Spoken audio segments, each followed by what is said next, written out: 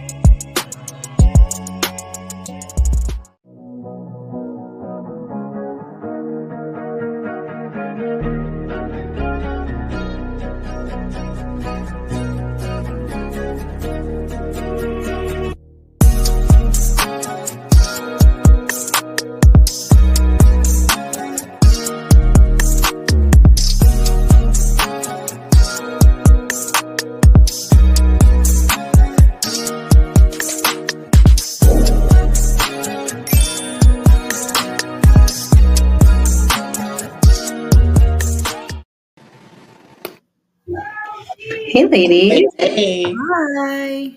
How's it going? Good. How are you guys? Good. Busy day. I was to say, what's the haps for everybody? How's everybody's Saturday?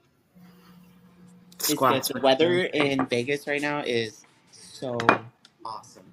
Feels Oh, it's good. Oh, it feels so good. Oh, I love that. Do you Sorry go to to you guys last weekend? That's okay. Everybody has lives. Everybody has shit to do. Can't always Well, it was expect everybody to do a Saturday night. Yeah. They called us in for one case, and then they're notorious for being like, well, since you're already You're here. you might as well do these other 5 cases. I'm like, Yeah. cool. Yeah. Awesome. I didn't have anything to do. I didn't have Saturday night plans. You know, it's no big deal. Right? I love that. Hi, Jess. How are you? Yeah. Hi. Good. How are you guys? Super dope having you Good. on. Really good. Yeah, I appreciate the time you're taking to sit and chat with us. What am I doing? Who has Saturday night plans? Yeah, Exactly. No. very true. I train on Saturdays and then I just want to go home and be lazy and do absolutely nothing. So Yeah. Yes. I'm dead Ideal to Saturday night. Yeah. yeah. Yeah. And our other Jess. Hello, Jess. Hi, Jess. Hello. I know I heard my name and I was like, wait, I'm not in yet. Can I Yeah. What's going on? Here, everybody's here. This is great. Hello. Hello. Hi. Just all talk about our Saturdays and how uneventful they usually are. For real. Jess, are you also where are you about? Are you in Arizona or Vegas or Jersey. Jersey? Oh, Oh, wow. not So all that. For It some reason, really I thought is Saturday night. Like it's really What time Yeah. is it there? 7:30. Yeah. Oh, Yeah. My well, time. thank you for that, because Yeah, for sure. my bedtime's like 8:30. So I squat Yeah. on Saturdays. I'm dead to the world. I literally just got off the couch to come over to my desk. That's it. I was thinking that when I touched base with you earlier, I was like, man, I know if I just tested my squat maxes, I might be like, I don't know. No, today was not squat maxes. No. okay. Oh, good. Oh, good. Hell yeah. Well, a fellow East Coast girly then. I'm up in Maine, Jess. Oh, nice. Yeah. Yeah, we're not too far apart. Are Are you you the same going? weather right now? Honestly, it's like hailing here. Yeah, it's disgusting. We've got some pretty crappy weather up here too. It snowed this morning. That's fine. You know, it's only That's mid-April crazy. and we're still seeing snow. I mean, I blame it on the fact that we had like no snow. At least us up here, we didn't really have a whole lot of snow at the forefront of the winter. So I knew it was just all going to come in these last like few weeks before spring really hit. But Yeah. annoying. It's annoying, but I choose to live here. So, Right? Yeah. Jess, are you going to be at New York Pro by chance then? My first powerlifting meet is the same day. Oh, heck yeah. Well, that's exciting. I mean, that's dope. I know. Okay. Hunter's like, let me Tell me more. Tell me more. That's awesome. Oh, that's so exciting. Yeah. That's so exciting. So last year, New York Pro was my pro debut. Yes. And then fast forward 1 year, I'll be doing my first powerlifting meet. Hell yeah. That's so Yeah, I'm exciting. excited. Fuck yeah. Yeah. I know we're going to do well. I'm not very good at bench, but Yeah. My squat will probably break some records, and deadlift probably too. So, Yeah. That is awesome. What so are your exciting. openers? I don't know what my opener. I think squat. My opener will be 475. For your first powerlifting meet? Yeah, we're probably gonna hit 520. That's I'm awesome. excited. I'm excited. That's fantastic. I had never done a low bar squat up until like the end of January. Yeah. So like that changed the game. And then I never had my knees wrapped before that. Like I'm so new to powerlifting. Yeah. So Oh, that's so fun. Completely changed.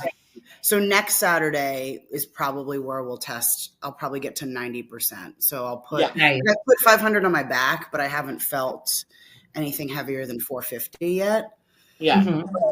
Last week I hit 400 for 3 sets of 8, and that wasn't.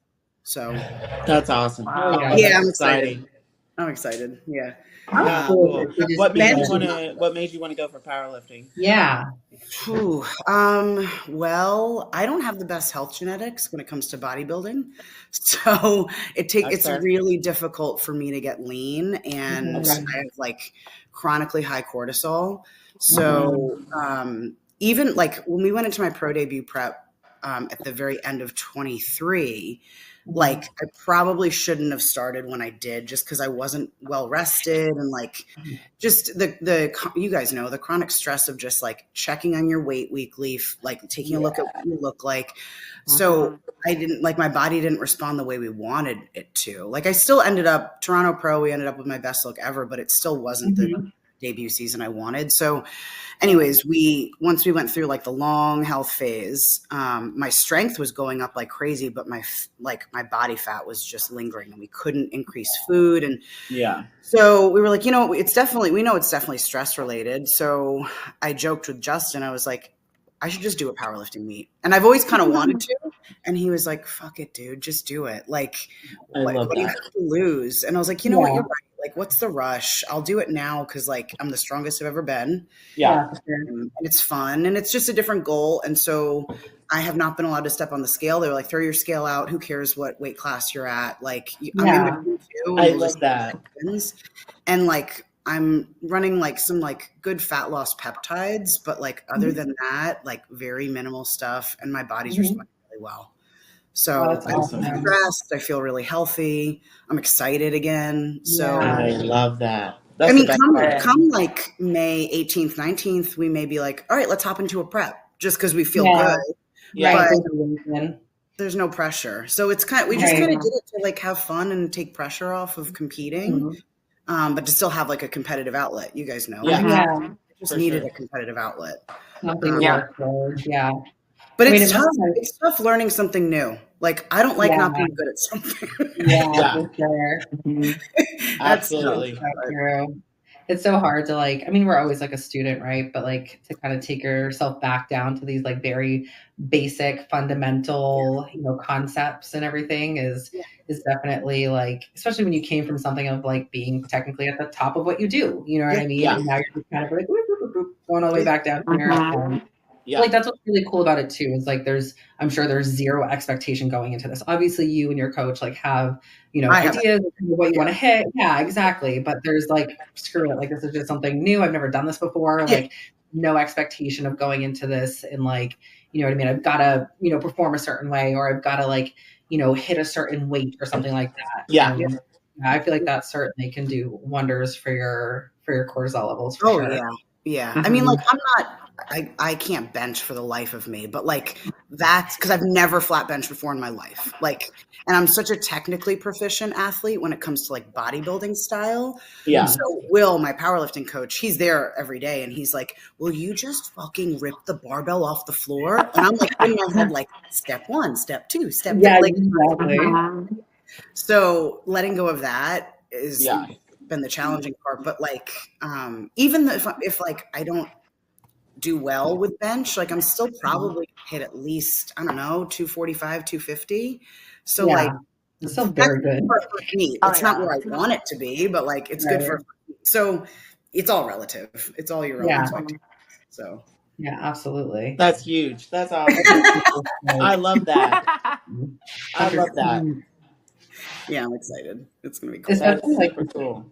I don't know, it's cool seeing like the reverse switch over, because I feel like obviously oftentimes we see the powerlifters turn bodybuilders, but I feel like not often we see the bodybuilders kind of giving that powerlifting side a shot, you know, especially if like you know that like you're strong, you know, and obviously you are like a women's physique competitor, like you've taken the time to put on the muscle and everything. So it's like you've taken the time to get strong in the gym. So why not kind of fine tune those little things and put it to the test? I think you oftentimes don't see people go the opposite way because we're so messed up in the head as bodybuilders. We don't want to gain the body fat, right? And not be lean. And so, but like, I don't know, it's not bothering me. Like, I feel good. I think because I'm finally like healthy because I'm not thinking. So that's awesome. But I was going to say I will no longer be women's physique after this. It's women's bodybuilding all the way.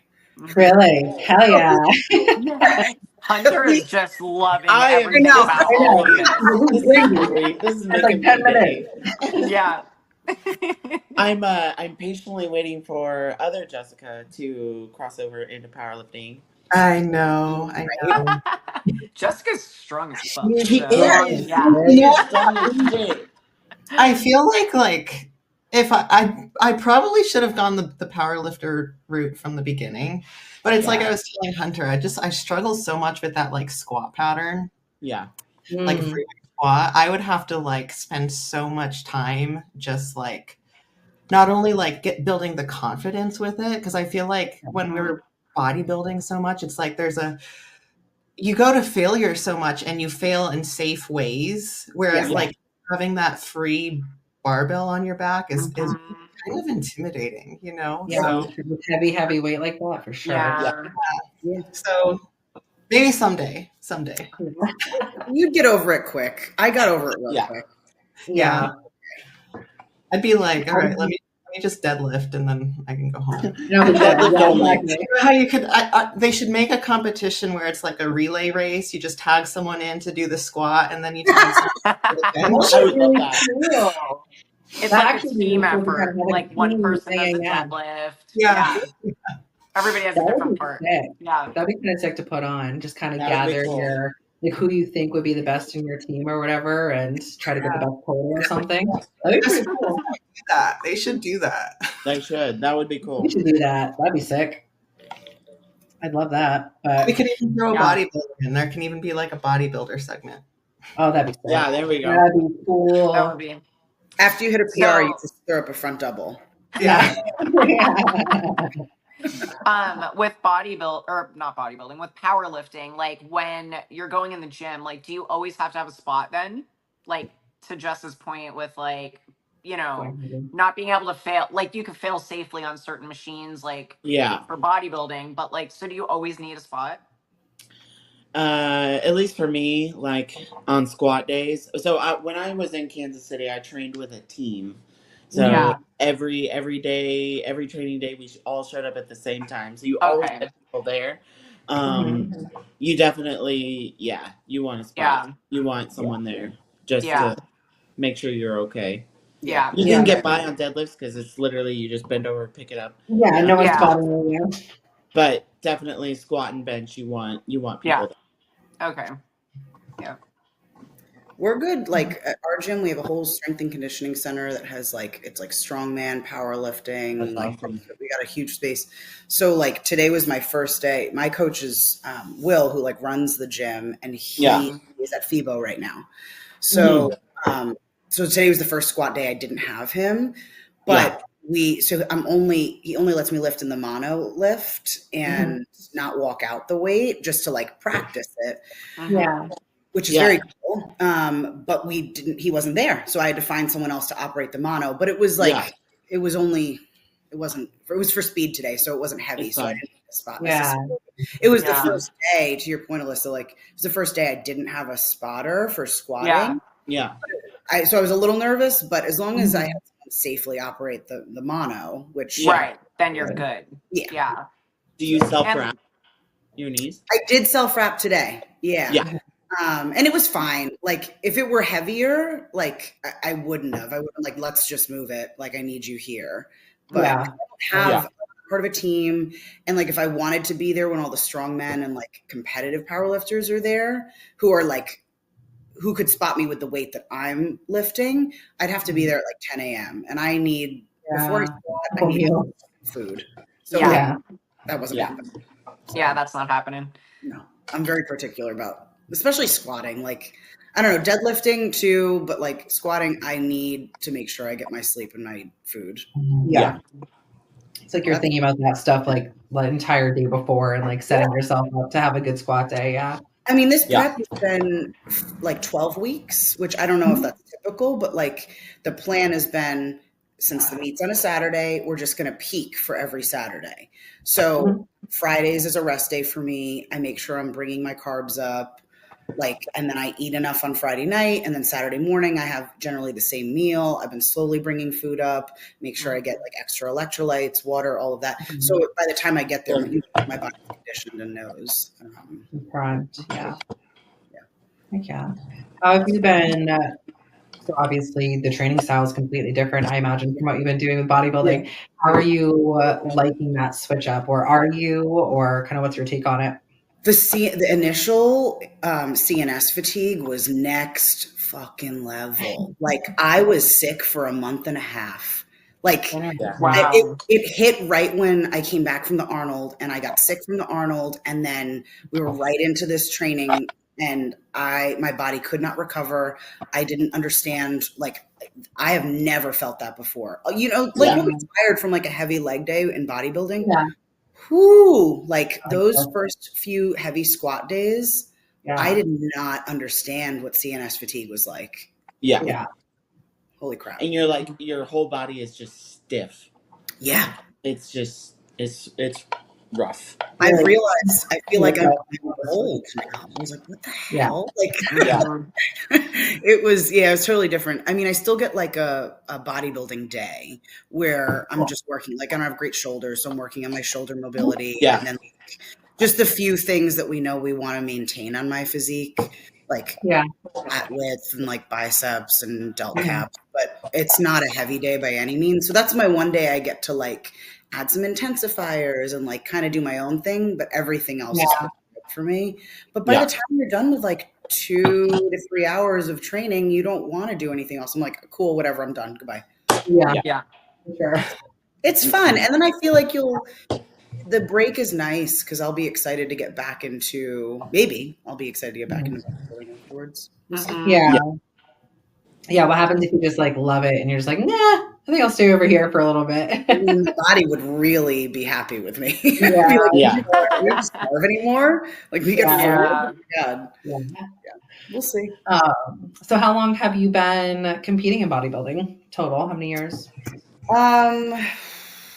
6 years. 6 years? Okay. Yeah, I think I did. I would say, almost 7 years. I did my first show at 31. Nice. And then I did 4 years in a row. I did national shows, and then got my pro card in 22 at North Americans, and then pro debut season was last year. So nice. New York. What a dope show to do, like right in your backyard too, your pro debut. Like that must have been so sick. It was. I will say, like, I don't think I would ever do it again. Really? Compared to like how other shows are run, like I don't know. The athletes don't get a ton of attention at New York versus like, oh my God, when I went to Toronto, my experience at Toronto was so different. I think, I don't know, just the difference between New Yorkers and Canadian. I don't know what it is, but I don't know if I would do New York again. Also, interestingly enough, like since I'm right in the backyard for New York Pro, and my gym is like the home of bodybuilding here, everyone came in, right? So like I didn't have a chance to disconnect at all. Like normally peak week, you want your feet up the last like 24 to 48 hours. Nope. Like I didn't get to rest at all. And it was so evident on my physique. Like it was the same weight at New York and Toronto, but looked completely different because it was just so stressful. You know, I hosted Justin here for like 10 days before he went and stayed at his hotel because he wanted, you know, like I'm his assistant coach. He was like, I want to make sure we nail this. I'm going to come in early. I'm going to stay there with you. I'm going to be there for everything. You'd think it would be great, but when you're so used to, like, I live alone. Your own thing. Yeah. So between that and like, you know, we had a few other athletes, you know, a lot of people were at our gym that were competing. And so you're not resting like you normally do when you're totally away from everyone. And that really, I didn't realize until, you know, the day after the show, just how much it affected my look. So, so it was cool because like, I'm glad I did it. Like New York Pro is one of the top shows that you want to do, but you don't want to bomb your you don't want to bomb at the New York Pro, but Sure. You live, you learn. Yeah, for sure. No, when you say like there wasn't like as much attention like between, I'm curious just to know the difference between like a show like Toronto and New York, kind of what the vibe was for you as an athlete there. Yeah, like there wasn't very much organization backstage at New York, and there wasn't an athletes meeting. Like it was more just like a you're welcome for being able to compete at the New York Pro. Like we're doing wow. Yeah. And I mean, that's a typical New York, New Jersey attitude anyway. Yeah, for sure. That's definitely because there's a lot of old school bodybuilders here and old school mentality and like a lot of handshake stuff goes on backstage. And so it's just like, they were like, you're welcome. And like everyone just lines up, you know, you go in for your athlete check-in, but there was no meeting. There was no explanation, nothing, like no swag. They didn't give you anything.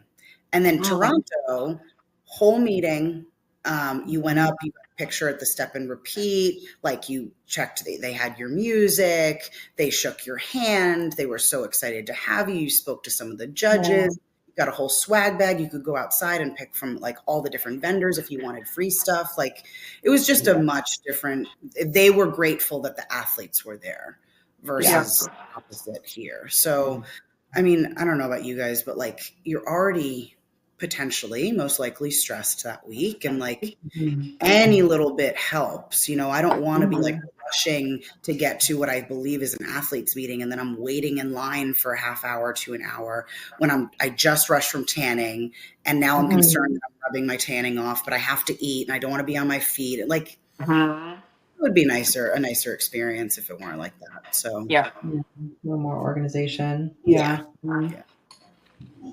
Yeah, and especially like it's not like wherever sitting here like, oh, gimme, like we want all these like things and all these free stuff but like when it's like there, I'm sure it makes a difference of like, okay, like they're actually like putting in like the time for the athletes and like we all just all this time, like you know what I mean, like grueling through preps and everything and now we show up to the show and it's like, you know, like okay, I'm here, I made it, you know, I'm relaxed, like everything's good and they just have their shit together. I'm sure it's just a much nicer feeling than just kind of feeling like dismissed. Well, and not for nothing, like we're helping them sell tickets. They're buying tickets to come see us. Like at least invest in the athletes a little bit, like just a little. You know, even with just some organization. But I will say like Tampa, when I did Tampa last year and then Texas, they were very well-run shows also. And Texas they like, you know, when you went to do your check-in and everything like that, like it was so nice. Like you were lined up. It was like you said, Jess, like the handshakes, like, you know, they gave you the swag bag. Like you just felt like, you know, it was kind of like VIP. Yeah. Like it was nice. It was nice. So both of those shows do a good job too. There are a lot of like promoters and a lot of like regions that do a really good job. I don't know who's going to watch this and who's going to listen to this, but like New York, New Jersey is like, it's just different. Like it's just so old school and which there's pros and cons too, but it's also just like very transactional. Kind of like we set a footprint here, you know, we are an established region of bodybuilding to be like a hardcore region of bodybuilding. And I do think they kind of live and die by that for sure. But again, like you say, is like both kind of like a pro and a con sometimes, I'm sure, you know. But you learn, you kind of have to do these shows though, I'm sure, to figure out kind of where you like being, kind of what judges you like being in front of, I guess, or I'm sure that all plays a part too, and more things that you have to think about as a pro. I mean, you know what you're signing up for if you do a big show like that. Like it's one of the most notorious shows. So you have to have thick skin. You have to know what you're going in for. And as long as you, like, I set the expectation, obviously you set the expectation to win or to do well, but like I set the expectation that like I would have fun no matter what. Like I'm going to have friends and family there. Like everyone knows who I am. And like, you got to tune out the noise. You got to tune out the people that are like, why'd they even get on stage if they didn't look that, whatever. You tune that out, whatever. And like, I did my hair different. I loved my new suit. I loved my posing routine. Like, and I just loved that it was my first pro show. So I think as long as you kind of set those expectations for yourself, I think it really matters. Yeah. In that grand scheme. Yeah. I feel like as a pro, you also like you have to establish yourself like a little bit over time because it's like it could literally be like one show you get like first call outs and then like the next weekend you could get last call outs. And then it's like just showing up like consistently, like they get to know who you are, like you bring a more consistent package like each time and then maybe you start consistently like placing. But it's like just such a process that like I don't feel like people talk about it that much, but it's There's a like lot of you have to get out there. Yeah. They have to see your face. But the problem is like, how often can you really be on stage? Right. So it's like, okay, let's balance when I should be on stage for my body versus when I should be on stage to like show face. And then like, we were going to do a show, whatever show was like 2 weeks after. And I forget which one it was. And we were like, no, we got to push it out. And we got to do Toronto, which is in 3 weeks. And even that was kind of a stretch. But we were like, we know we have to stay consistent. But are we going to bring a better, improved look or not? Because if you're not, then what's the point? Like, looking like dog shit? No, like look better each time you get on stage. Because even if it's different judges, like they talk, they'll see pictures. So it's it's not easy. And people think it's like, oh, you just keep doing shows until you win. Like, okay, you let me know how that goes. Right. Yeah. Right. Let me know how you feel. Let me know how your finances are after all I was that. gonna say, let me see those numbers. We're gonna rate that prize money or more balancing out. Oh jeez. We'll see. That's another thing. Powerlifting is not nearly as expensive as bodybuilding. Kind of enjoy Not it. even close. Really enjoy that. You buy a $50 pair of knee sleeves and Yep. We're good. England I think is like 90 to 100. Really? Really convinced me over here. Yeah. No hundreds of dollar suits and thousands of dollar suits and I don't need to do a spray tan. Like I No. can do whatever I want to my hair and makeup that day. What? Yeah. You can if you want. How to show up. I've had like my sister asked. She was like, "Can I do your hair and makeup that day?" I was like, "Get the fuck out of here! I'm gonna be asleep." Look at on the platform. yeah. That would be fun though. Yeah. I mean, like all glammed your powerlifting. Full bead. And Oh my, that would be amazing. bodybuilding, whole thing. It's a dazzled singlet. Yeah. I would die. Combine like the best of both worlds. Yeah. I mean, I'm gonna hit a front double when I hit a 520 pounds. Oh yeah, It's you gonna got happen. to. You got to. Like bodybuilding got me here. Yeah. Training like a bodybuilder got me here. Yes. Yeah, that's it. Have you always competed in women's physique since you started competing, or did you start at a lower level and work your way up? Or My first show was in figure, and because I was like, I want the heels. I don't want the heels are cute. And I mean, I know real fast. So glad I don't have to do the heels anymore. Yeah. After that was my first show, and right after the judges were like, "You're gonna go to women's physique now." Like, sounds good. Yeah. So and so I did my first women's physique show. Was my first national show at Junior Nationals in 2020. Heck yeah. So were you able then? So did you actually win a show in women's physique to get to that national show then, or no? Nope. No, that's interesting. Okay. Yeah, it was weird. Like I didn't have great coaches when I first started, so like I kind of just navigated on my own, and I didn't even think to do. I was like, I'm nationally qualified. I'm doing it. Like not just like top 5. Like I won my show. I'm doing it. And then it was COVID, so the shows kept getting pushed and pushed and pushed, and I was changing coaches, and so I was like, that's what I'm doing, and no one questioned it. So I ended up doing it. Took second place. They don't check that stuff half the time. Like with how fast they move through these shows, there's no way that like they don't even. You just have to like flash your phone. Really, I don't think they looked at my phone to like make sure I was NPC registered or anything, And I feel like they don't actually double check on that stuff. Yeah, that's crazy. But so what has you wanting to go to bodybuilding? What's the push there? I'm too thick for women's physique. Yeah. It's just the look. And we kind of thought it before my pro debut season. And when we got the pictures back, it was so obvious. And like I asked Tyler when I asked for feedback, and he was like, no, just come in leaner and tighter and you'll be perfect for women's physique. But like, I did New York Pro and Sharonica won, and you look at Sharonica's waist, which is like this, and that was rewarded, right? She was top 3 at the Olympia. And it's just, I'm short, I'm stocky, like my waist isn't the smallest. I've got really round muscle bellies, like super dense. It just made a ton of sense. And also like I don't eat very much. I grow with nothing. I grow naturally with not a lot of food. If I just train, I'm going to grow. So it was like, we knew we were going to get there eventually. My initial pushback to Justin when he turned me pro, and right after that, he was like, you're going to go to bodybuilding. I was like, no, I'm not. Yeah. And he was like, bro, you don't have to change anything. You're going to end up.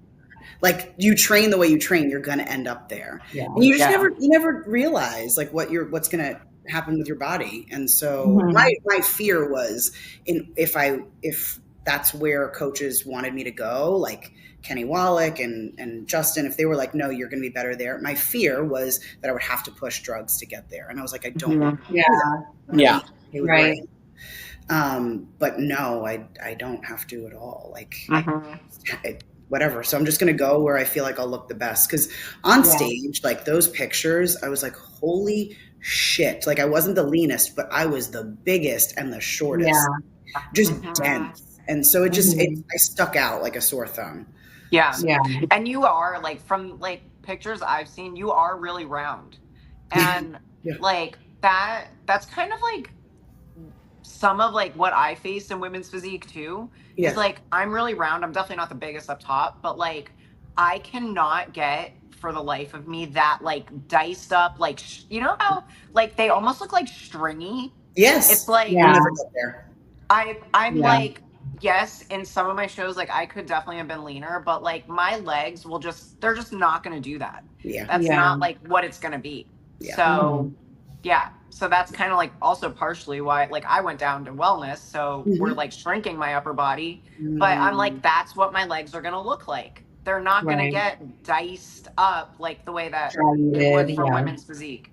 It's it's and crazy. I feel like that's even like they don't even want that necessarily in women's bodybuilding. Like they want the shredded look in women's physique. Yeah, right. Or the size and the density and the shape more in women's bodybuilding. Like they're not going to say no to the conditioning, but it comes with it. But it's not necessarily. Like they want the size. They want the density. Yeah, that's always been like my biggest question when someone asks me like what the biggest difference is between women's physique and women's bodybuilding. Like I truly never really had an answer. I'm like, I don't know. It's like this versus this. You know what I mean? Like, the difference is there. And I don't know. I think that's a really good, helpful kind of insight onto two different visions. Is like, again, not that you want to show up like a water buffalo or whatever in women's bodybuilding, but like, you know, like it's not necessarily like having those like, you know, stringed out, roped out hamstrings and, you know, cross striations. If you have them, awesome. But, you know, it's more like the size and density and maturity of that muscle that they're looking for. Yeah. It definitely is. I mean, you look at like compare like Andrea to Angela, you know, like Angela is inside out. Right? She's also built up her size and her density. And I mean, she beat Andrea at Wings of Strength on conditioning, right? And Andrea brought back the conditioning for the Olympia, but Andrea's just bubbly and round. So bubbly. Right? Like you can't beat that. So that's, to me, it's telling of what they're rewarding. You look at women's physique, Sarah wins. That's what they're rewarding.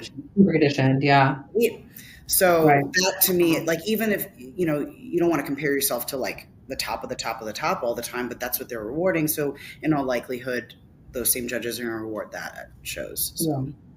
Yeah. I feel like it's almost akin to classic physique and open, you know what I mean? And similar sort of feel, like they're not necessarily looking for, you know what I mean? Like the biggest guys in classic, although sometimes we see it kind of go that way, I guess. But, you know, in bodybuilding, that's where they want to see the freaks. You know what I mean? That's where they're trying to look for like mass and like the big guys, you know? Sure. Like we're not looking at a women's physique lineup like, oh my God, she should win because she has the biggest, densest legs. Right. I mean, that fits in women's bodybuilding, I feel.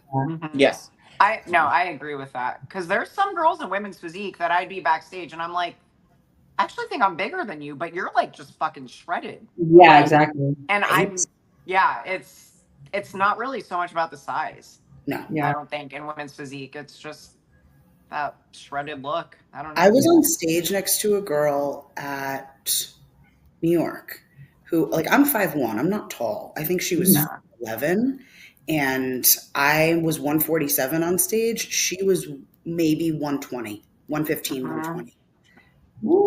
Tiny, teeny, tiny, peeled. But like, I'm looking at her and I'm like, she has no muscle. Like, what's happening? That was frustrating to me because it was the first time I was like, you know, at a pro show and you're seeing what you're up against. Yeah. And it's so different from winning your pro card because it's like, who's the best? Like, period. But here there's so many things they're considering and everyone's technically at their best. And I was like, holy shit. That was the moment where I was like, when she beat me and I was like, oh, I see. This is, no matter what Tyler says, this is not good for me. Like, because I'll never look like that. And that's rewarding. Yeah. So, Right. So, I mean, it's like, I have a couple girls that are going to be competing for the first time this year on my team. And like, I keep trying, because I wish I had people teach me this when I first started. Like, do this for you and be like, set out a goal in your own mind for what you want to look like and what you want to accomplish, because you have to be so strong that when a judge tells you that you don't win for XYZ, you still have to compare it to the reasons why you did it and the things you wanted to accomplish. Because like, to get last place and realize you don't belong in a division could really, like, it could end someone's competitive career, right? Yeah. But like, you got to be okay with what you brought to stage. So there is such a, like, and that's a really good thing to bring up, because I feel like there's so many things to consider when you're, you know, choosing to do a certain division. You know, I think like the first thing that I bring to the forefront to like any, you know, female that's inquiring to compete for the first time is like, what does like femininity look to you? You know what I mean? For one girl, it's going to be bikini, but for another girl, it's going to be like, no, I want to look like that badass Jess Falborn on stage, you know, and like, I want to have all this muscle. So it's like, I think like that's a very like kind of first focal point of like, where do you see your, like, look at the top girls, like whose physique are you just like, damn, like, you know, like that's badass. That's what I want to look like. Yeah. But then also it's kind of like like you're saying, Jess, like you kind of have to be okay with like, if this is truly where you want to be, but they see you in a different division because they think it would suit your physique better, like, are you willing to kind of listen to that and go that route just to kind of hopefully help yourself climb that ladder? Or are you going to be like, no, this is what I love for a division. I want to be here, and I'm just going to show up how I show up, and hopefully, depending on who shows up with me, like I can hopefully play. But I think those are like a lot of things that you kind of have to consider, whether it's like your first show or you're a veteran, and trying to like weigh your options to try and be successful. Yeah, I know so many girls that like love to train hard and heavy, which is great, but like that maybe they're outgrowing their division and they're like, no, I'm still going to train like this. And I'm like, okay, like do that, but no, you're not. Like, your process and your goals don't align. Like you got to figure out which one you want, which one you care about more. And if you care more about the journey and the process, like maybe you don't compete, or maybe you switch divisions, right? Yeah. But if you care more about winning, like like one of the girls on our team, Jess, August, like she was figure. And then when she came on with Justin, she was still like in figure, and she trained with me for my whole prep last year. And her upper body didn't grow for shit, but her lower body grows. And you should do wellness. You should do wellness. And finally she listened, and that girl is going to turn pro quick. Her grown so quickly. Yeah. And I would be following her like, oh shit, if this is figure, my quads have really got to step it up. Right? When she finally switched, I was like, oh, thank God. I'm so excited to watch her compete this year. Yeah. She's going to do so well. And it's, at first she was really resistant, and because she has a powerlifting background, and like her husband is a powerlifter and a turned bodybuilder, and she wanted it, and she loves to train hard and heavy. And then she just, when she saw her body changing, she embraced it, and she was like, oh, I can still train hard and heavy, just lower body. Like I just can't really touch my upper body. And she doesn't even miss it anymore. She's like, this is great. I can't wait to do this. Like, also because she looks at the wellness girls on stage, and she's like, that to me is what I want to look like. So she's embraced it, but it took a while for her to be okay with it, because she wanted to do something else, but she also wants to be on the Olympia stage one day. So yeah, I think that's an important thing.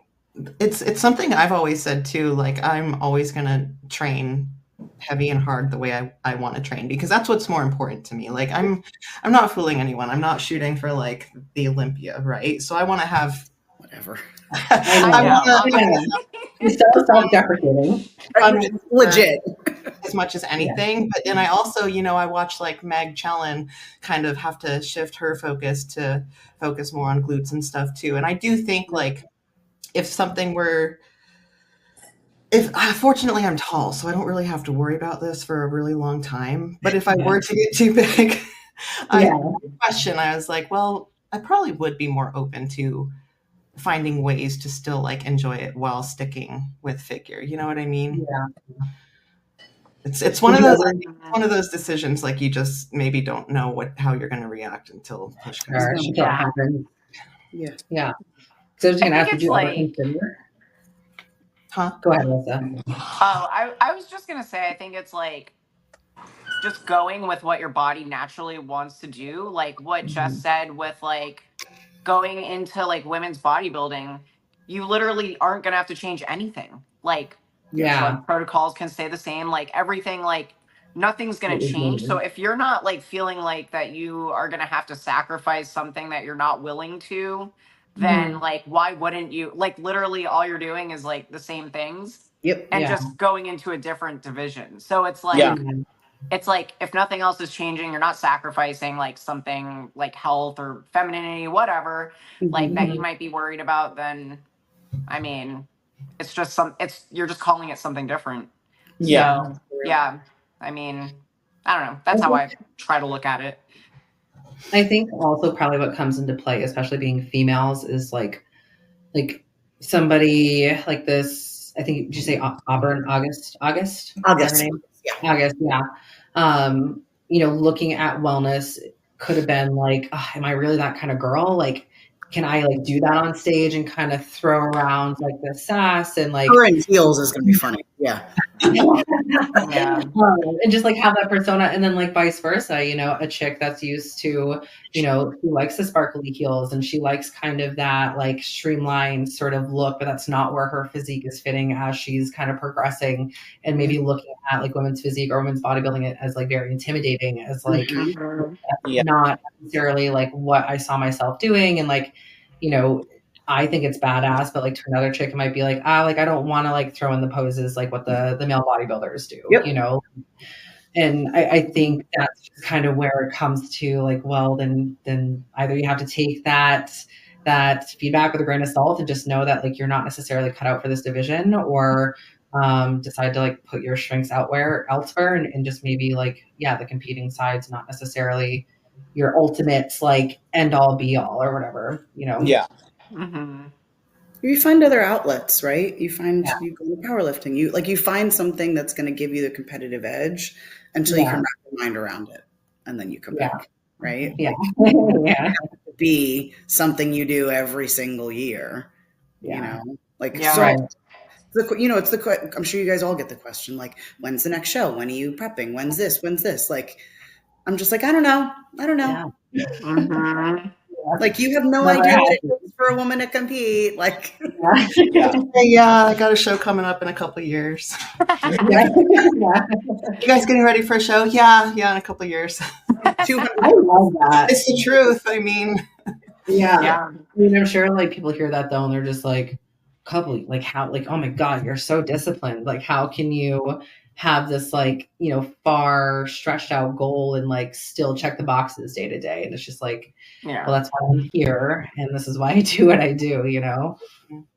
But yeah. Would you ever consider women's physique, Jess? Do you think if you ever got to that point, you would consider making that crossover? I freaking love women's. If I started like 5 years sooner, I would love to go women's physique. But I just like, I feel like I can give the illusion that I could probably move up because like in the off season, I'm just That's what I'm saying. Yeah. I feel like once I start dieting, I'm just so tall and my muscle bellies are so long that I just don't have that. Well, isn't Sarah's pretty tall, right? Who? Is she not Sarah, women's physique Olympian? Is she not? Sarah Vegas? I feel like I feel like, is she not like, no? She's like 5'4". Are you serious? That's crazy. I'm so bad when it comes to heights for some reason. I was like, oh yeah, she's like 5'10". Oh no. Look at Shanique Grant. Like, she had very long muscle bellies, right? Like, exactly. Look at Shanique Grant. Yeah. I would say that tall girls can't do it. Like, you could do it, Jess. Yeah, you could. When you hit a back double, I'm just saying. I know. I also have no biceps. Like these arms. Just lean them out. Still look cool. Any bicep super lean looks just freaking crazy. Yeah. Just get that away. But I don't know. I don't know if I would ever. I mean, I'd like to think I'm pretty open-minded, and just kind of what we're saying here of like, if it was brought to my attention that like, hey Shay, you would do a lot better if you kind of, you know, went more in this direction, or vice versa. I'd like to think I'd be pretty open to it, just because I don't know, I enjoy competing, and if I can do it in whatever capacity and be successful at it, I would like to think that's where I would go. Yeah. But I do just really love figure, and I hope that's never necessarily something that I have to face, but I think I'd be willing to face it if I had to. But I feel like it's such a specific look too. Like, like I the first thing, you guys correct me if I'm wrong because you're actively competing in figure, but like, if I see a girl that doesn't have that really small waist, immediately I'm like, just put on the size and come to women's physique, right? Like, because you're going to need a small waist for wellness and bikini as well if you wanted to downsize. So like, right, that X frame, it's that small waist. You can get away with not a big waist, but like not necessarily genetically the tiniest waist in like women's bodybuilding, but maybe women's physique. But I don't know. Like, that's my tell. But I don't know. You guys are actively in it. I feel like it depends who you're in front of. Yeah. Which is my biggest struggle, which is what makes it so confusing because I feel like, okay, what are we rewarding this week? Like, are we going for shape? Yeah. Are we going for condition? Or are we going for size? Or are we going for like, which of the 4 aspects are we? Yeah. Because I have seen girls like, I love seeing pretty shape. I know that's not me, but I can guarantee you, like every figure show, I'm gonna have different placings than the judges, and I kind of tend to gravitate towards that like beautiful X frame. So it's like I have mixed feelings because it's like when they don't reward shape, I'm like, well, that's good for me, but then are we just going to get bigger and bigger and bigger, or right? So why do you think you don't have shape? Thank you. I feel like you do. I just don't have. Like right? Compared to like the itty bitty waists that like are winning pro shows. You have a tiny waist. Yeah. I've seen it. On the day of the show, I've seen it. And I know you say your shoulders need work, but you definitely have like crazy cap shoulders for sure. Yeah, I do have very wide clavicles, which is like my safe grace. Yeah. Yeah. It's like really good for figure. Yeah. I think you're downplaying what you got. Like you can play that shape game. Yeah. Big time. In a couple of years. This will be like tweaked with posing too, you know, like a little like adjustments here and there with posing. Yeah. Even though I don't necessarily think you need it. Like I think your posing's really on par too. But yeah. A couple of years. I know, it's just so crazy. Jess. Like 1 year. 1 year off. You can never guarantee that, you know, you'll be in a position where you can compete in a couple of years. That is true. End of next year. Yeah. But honestly, in the grand scheme of things, like that really doesn't feel too far away. You know what I mean? Like it's not at all. I already feel like I'm thinking ahead to like the end of this year, and like that does not feel like a long time away at all. It's crazy. I'm kind of terrified. I hate that. I feel like bodybuilding is like a it sounds so morbid. Bodybuilding is like a countdown to retirement because it's like, 20 weeks out, can't wait for show day, and then it's like, then you reset the clock, and it's it's like you know it, another year has gone by. Yeah. So remember, and you're taking enjoy every day. You're taking days and years off your life. Seriously. I swear though, like it's almost worse than like as a parent and like obviously like watching your child grow and like thinking about like, oh my gosh, I remember when you were so little. Like it's almost like worse than that, you know? It's like, oh my gosh, I feel like I was just doing my first show like a couple years ago. You know what I mean? And I don't know, I say it all the time, but bodybuilding definitely thwarts your perception of time and how you plan things. And because we kind of have to be a little more planned out, you're always looking ahead. You know what I mean? Like you're always looking at, you know, a certain set of weeks out, like, okay, I've got 20 weeks in this like, you know, bulk phase. And then I got to take another 8 weeks to do this health phase. And then we're going to start prep. And that's only going to be like 20 weeks. You know what I mean? So it's just like, we're constantly trying to like, I don't know, divvy out the time. And it's more like, no, like just wait, slow down. Like, just don't go so fast, you know? Yeah. Which is why like everyone says like be present, you know, and enjoy show day and enjoy the prep and like really be in the prep. It's like how can you when it's like literally slipping from your fingers? Yeah. I love it. It's great. Everything's great. Love it. I love bodybuilding. Years, all I'm saying. Do you guys set like other types of goals during your off season or your prep? Like aside from like, okay, I'm working towards my show, I'm working towards this look, whatever. Like obviously like working towards a powerlifting meet right now. I've got another goal in my off season for bodybuilding. But do you guys find that you like set other goals, whether it's like competitive, health related, or like obviously like business, family, personal stuff? Because I feel like that helps you get out of the hamster wheel. It does, yeah. I feel like that's probably something I do have to be better at. You know, I just feel like I'm constantly, I don't know, we all are. We're all busy in our day-to-days and we have our jobs and our kids and our spouses and our, you know, just like, or whatever consumes our day, you know, so it's hard to kind of like, I don't know, for a long time, like goals and off seasons were like, okay, I want to hit a certain weight in a certain movement or something like that, working towards that. Those are good though. Yeah. Because it takes you out of strength like, goals. I want to like look a certain way. Yeah. It's more towards like something that is much more controllable. Yes. You know?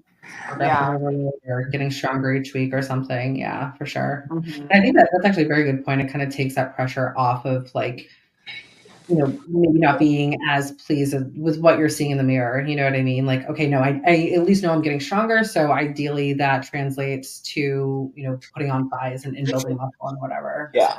So. Yeah.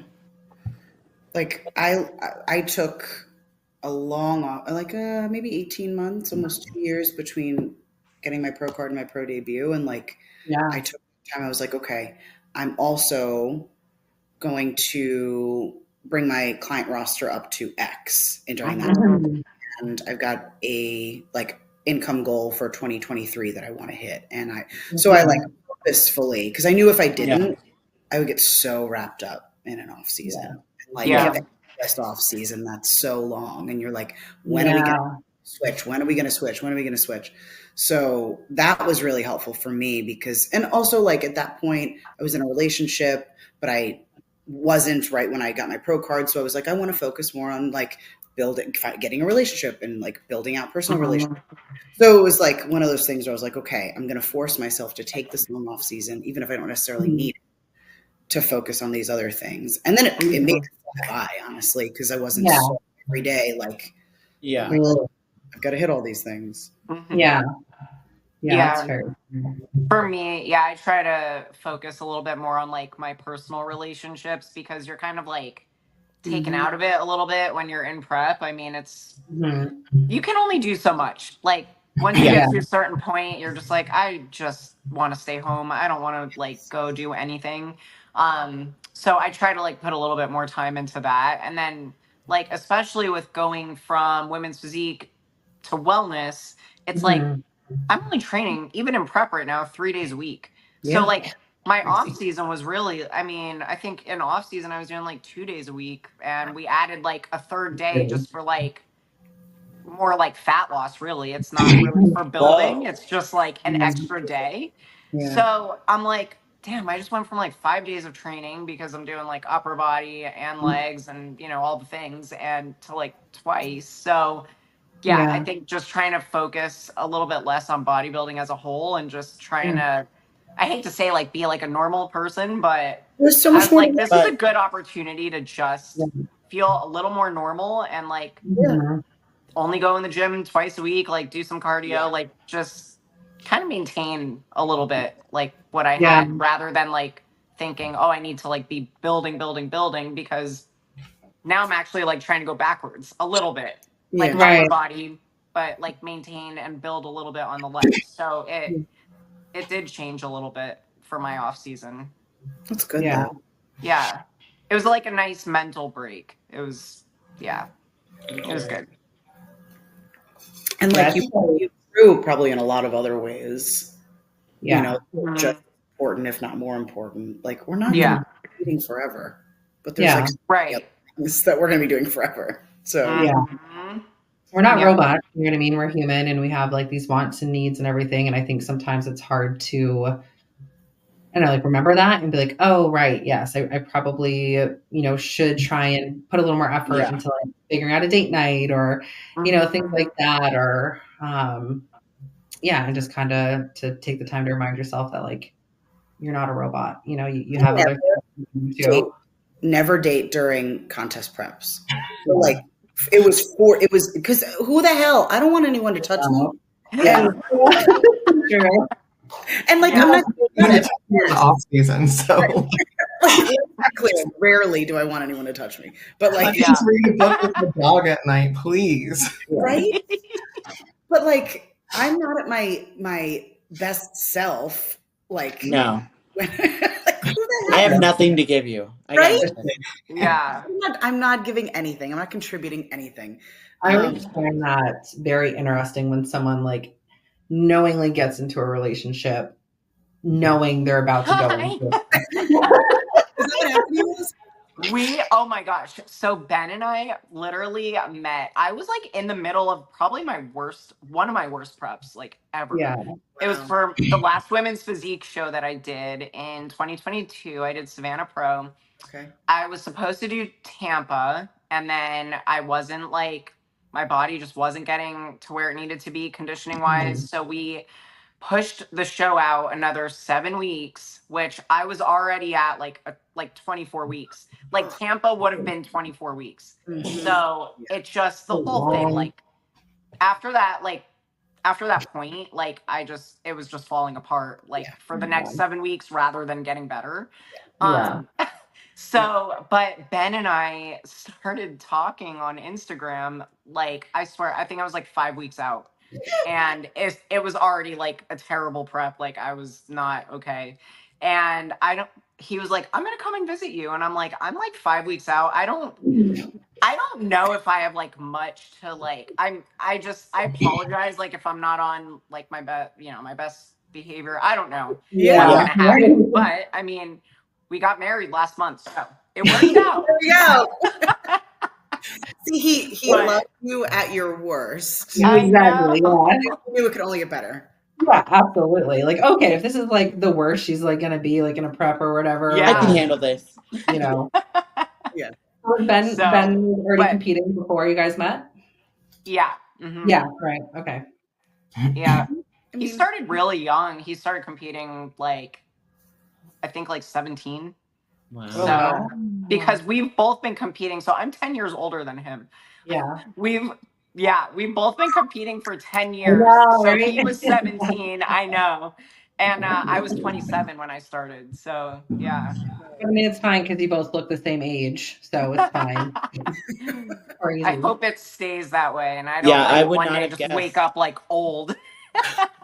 He's still just like beautiful and tight skinned and crazy. Wow. But yeah.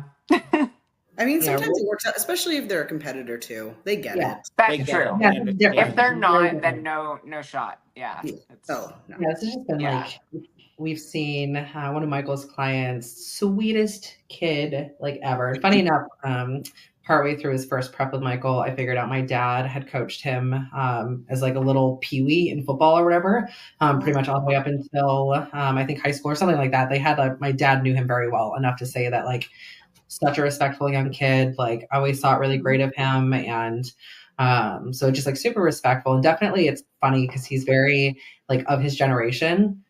And like you would have the probably very similar assumptions about him that you would any other like young 20-something-year-old, you know. But like when you start talking to him, he's a very like, you know, very intelligent, just very well spoken, very respectful. But he just recently got into, I think, a relationship before he started this prep. But apparently she's been like a champ and just like, you know, learning how to like help him with his meals and everything, and like has his stuff made for him when he gets home and stuff. So I definitely think it takes probably a certain kind of person, especially at the beginning of a relationship. And I feel like especially as a female, when it's the guy competing and they kind of get to these points of like, this is not how you were when we first started dating. You know what I mean? Like, where's the affection? Where's like the, you know, snuggly cuddlies and stuff? And I feel like a lot of females obviously take that very much to heart, understandably. You know what I mean? Yeah.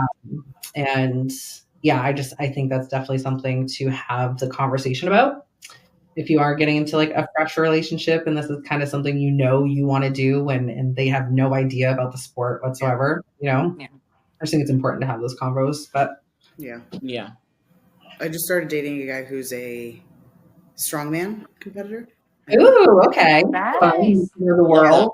Yeah. So he's like dated female bodybuilders before, but like bikini athletes, like not.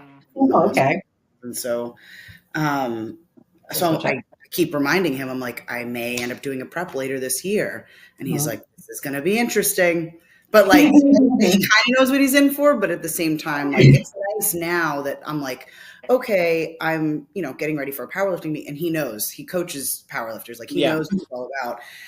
But he still sees me as a bodybuilder. So like first time I went to visit him, he was like, send me your meal plan. I'll have all the food here ready for you. Like, I just don't have a food scale. And I was like, I'm a bodybuilder right now. Yeah, I was right? like, You're doing that stuff. and it's okay. Like I can eyeball my protein. I'll be fine. Yeah. And so, but he was like, "Oh Aw. my God, you could be flexible with this." I'm like, "Yes, I can be flexible with this Yeah. for now." Mhm. Like, Right. so enjoy me at my best, Yeah, right? exactly. Yeah. Yeah. Long and I've eaten and I'm happy. I may be sore all the time, but whatever. Yeah. But come May 19th, it may all. But whatever. At least I'll be lean and like hot on your arm for the summer. Yeah, Yeah. exactly. Yeah. There That's you go. fine. I'll wait to meet all your friends till then. When Yeah, I'm all exactly. cutting. I definitely always thought that prepping through a summer would be brutal. I've done it a lot. But yeah, having kind of, I mean, I started just kind of getting my shit together early on for nationals last year, but yeah, just kind of was quote unquote getting leaner through the summer. And definitely liked that a lot more, I think, than prepping through a winter for the spring. Cause I'm just like, obviously, yes, like we're up here fucking freezing our asses off. Yeah. I don't Like, want to get up I don't want to late. go to the gym, do my fasting cardio. Like, you kidding me? No. No. So I think I definitely am gonna try and do more prep through a summer versus the colder months of the year. Yeah, it's just Yeah. nice when the sun's out and like I don't mind going outside getting steps and Yeah. Yeah. And that's like a big thing too. Like I absolutely love that. So after Michael and I competed together in 2023, that was the beginning of June. And we had this apartment that was on like this cute little, 1 mile or so river walk or whatever. And it was just like we would do that every morning, just get up and get some steps in, and it didn't feel like doing fasted or morning cardio. It was just this beautiful, nice summery walk, and it was so nice. That's awesome. Warm weather. I just want it to be nice. This is killing me. I feel like we're close, but typical New England fashion, it's really just making us freaking work for it. Yeah. That's crazy. The other day when I saw your story and it was just like Blizzard. a freaking blizzard out there, I was No. like, that's crazy. So It's cool. like, yeah, that's nuts. But that doesn't stop. What was that? Oh, good old days, Jessica. Yeah. Did you say good old days? No, I said it's been 100 here the past 2 days. Yeah. It's 90 in Vegas. Yeah. That's crazy. Oh, How's wow. that AC? Yeah. How's that AC going? Huh? In your It's, car, your AC. Is that what you complained about the other day? Was it your AC that wasn't working? Oh, in my truck, yeah. Oof. Yeah. So did you leave it or are you getting it fixed? well, I recharged it for now. I'm gonna have to bring it one of my rest days. I'll drop it off. But last year I was just like, it's one of my resting. Yeah. last year I just made it like my mobile sauna. I just like made myself Right. out. And then it was winter, so I didn't worry about it. But That's She's a really like, good training idea. is more important than AC. Yeah. well, man, it's hard to like. Okay, I mean, you work and then you train for like 3 True. hours. Yeah. And it's like I just have to plan my errands for rest days. Yeah. Yeah. Priorities. Yeah, I know that life though. Going without an AC in hot weather just freaking sucks. Oh, yeah.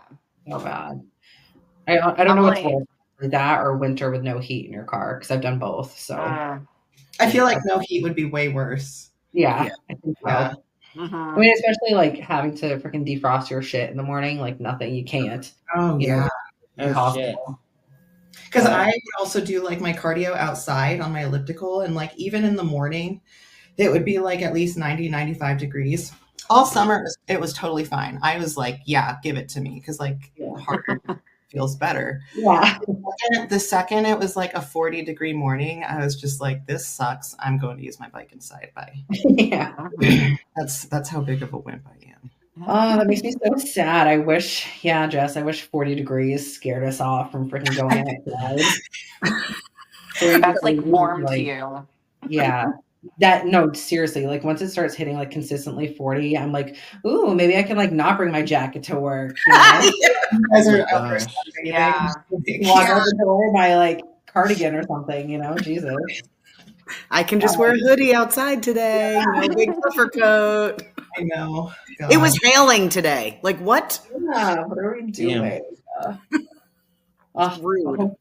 Hopefully, like this shit clears up in the next Yeah. I mean, it looks like a lot of rain, which is good though. We definitely need the rain, but Yeah, it doesn't make for fun activities or wanting to go outside. And I have really ambitious plans for my garden and planting shit. So I need to hurry up so I can do that. But yeah. Freaking Michael. So like he's an avid bass fisherman. He loves fishing. Honestly, if he had been given the ultimatum of like you pick bodybuilding or you pick fishing, he definitely would have given up bodybuilding and Oh wow. Wow. so he was out this morning at like the ass crack of dawn, kissed me goodbye at like 5 a.m, and went to go meet up with his buddy at the boat launch. And the weather up here, Jess, is no different than what it has been for you today. So, it's completely out in like high 30-degree weather, hail, rain, like happy as a clam holding up a fish. Like, I'm good. No, I don't think I love Okay. much to endure weather like that. no, thank you. Yeah. Hard Good. pass. Yeah, I'm fine. She's like, I'll stay in the night. Florida. Yeah. Stay here, yeah. Dude, I say it all the time. If it weren't for having Quinn and co-parenting with his father here, like I don't think we would have come back from Puerto Rico. Honestly, I think we would have stayed there. It was so fucking nice. It was so nice. I think it like solidified for me that we have to live somewhere warm at some point in our life. Like we'll make it happen. Like 7 years away isn't that long time away for Quinn to graduate. So we'll see, but. Yeah. Oh, because so basically, like you guys have to stay there until he's 18.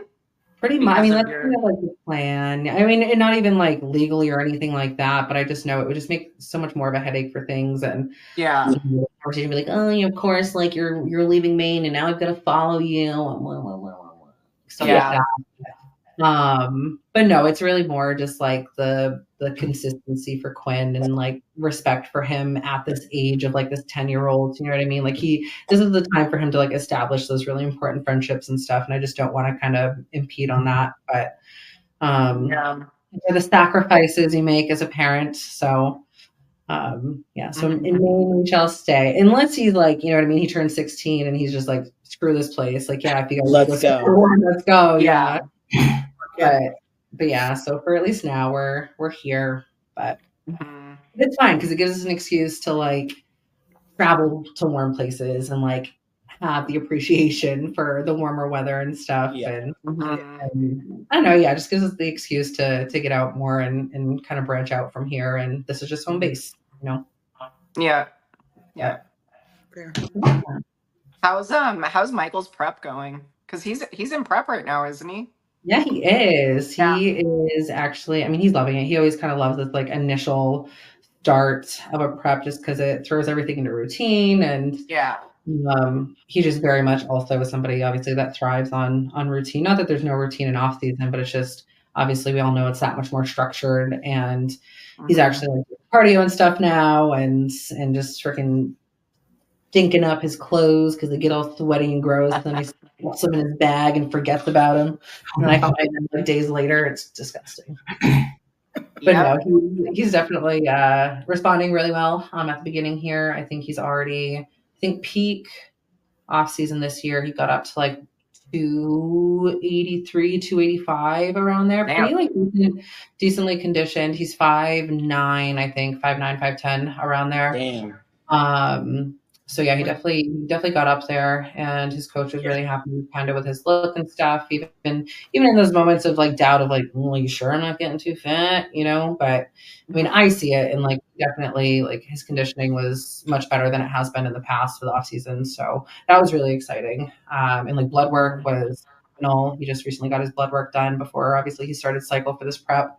Testosterone was weirdly really like obscenely low, crazy enough. So we thought maybe his source wasn't valid, which is questionable, but because it was like low, it was like 125 and he was on TRT. Yeah, it was pretty crazy. Which definitely probably just like the the emotional imbalances he kind of was feeling, you know what I mean? Just kind of that like what the hell's going on? Like I don't feel normal. I'm like depressed for no reason and things like that. But things are definitely like back on the up and up, but it's still crazy because like he used the same source for this entire off season and like was still hitting like crazy PRs and stuff. And so that's always Wow. a good thing, I guess.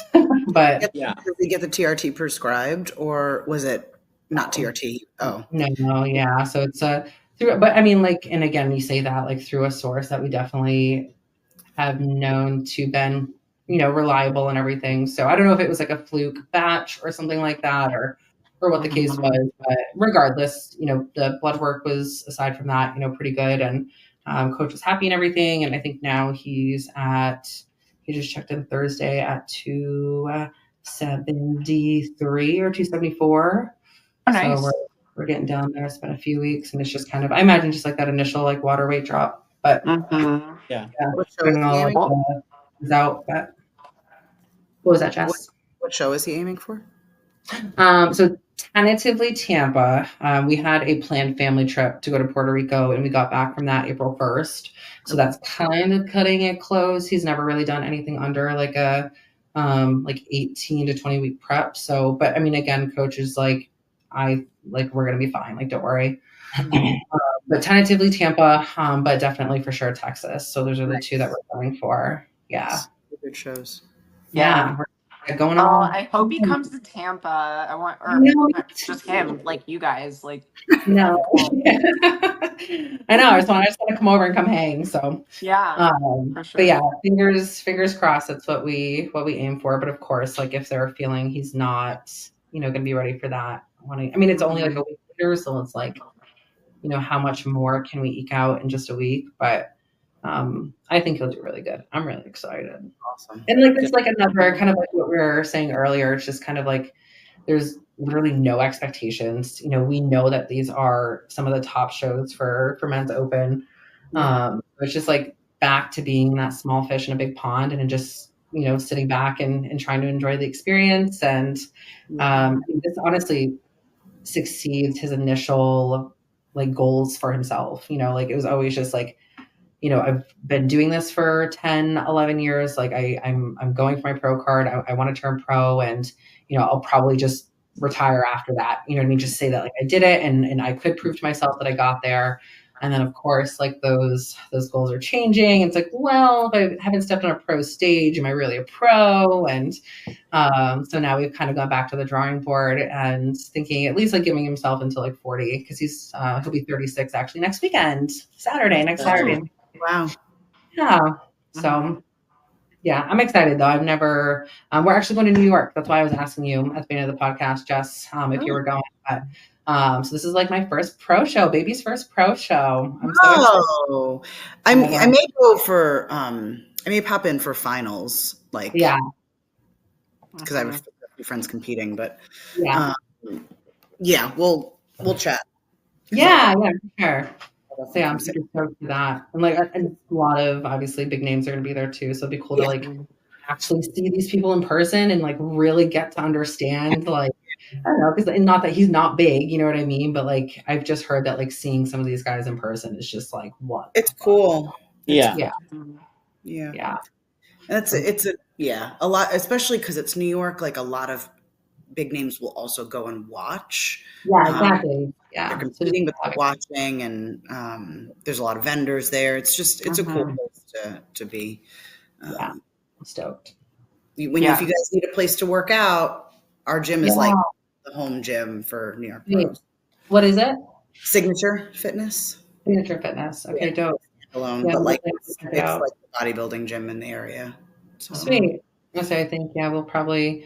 I mean, he'll at least definitely need to get cardio in, I'm sure, and I'd like to get a lift in. But yeah, that'd be super cool. Yeah, I'll reach out. Yeah, I'll let you know. Yeah, that'll be awesome. All right, ladies. Well, I think this is probably a good segue into ending the evening. Jess, do you have anything you want to plug or say as like a last ending?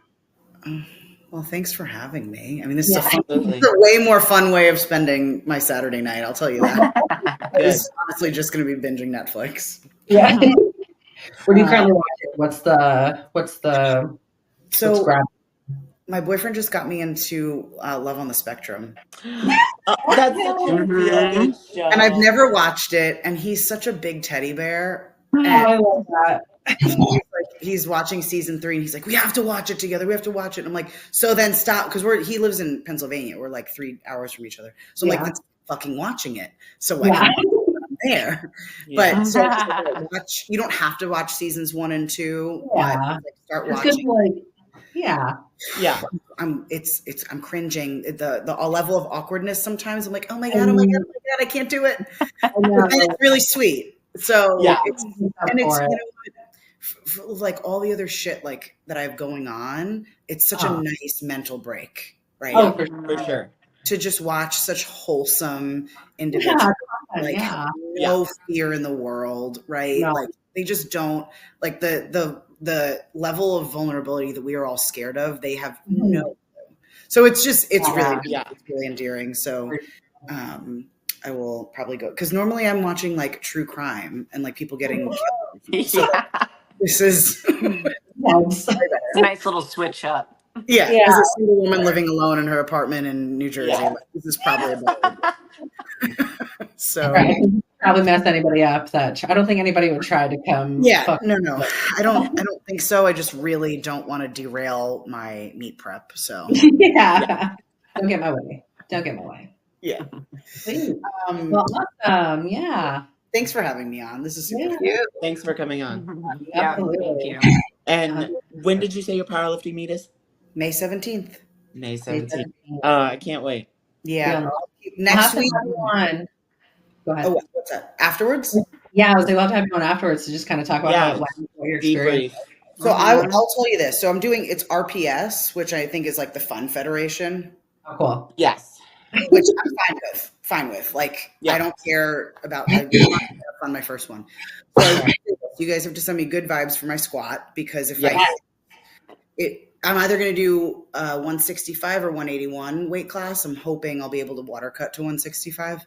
Not that it matters. If I hit 520 on my squat, I'll make top, I think, 50 world record holder. Ooh. Wow. So sick. That would just be cool to do that. Period. Do it in my first meet. I'm going to do it. Yeah. That's ridiculous. Of course you are. Yeah. Send me the good vibes and I'll. Yeah, absolutely. I'm stoked. Awesome. All right, ladies. It's been really fun. Again, Jess, we'll definitely have to have you back on. It's great to meet you. Likewise. Love connecting with all the different faces in bodybuilding. So thanks for taking the time. Of course. Thanks for having me. Thank you. I'll see you guys. All right. Bye, guys. Bye, guys. Have a good Saturday night. Bad bitch, bad bitch.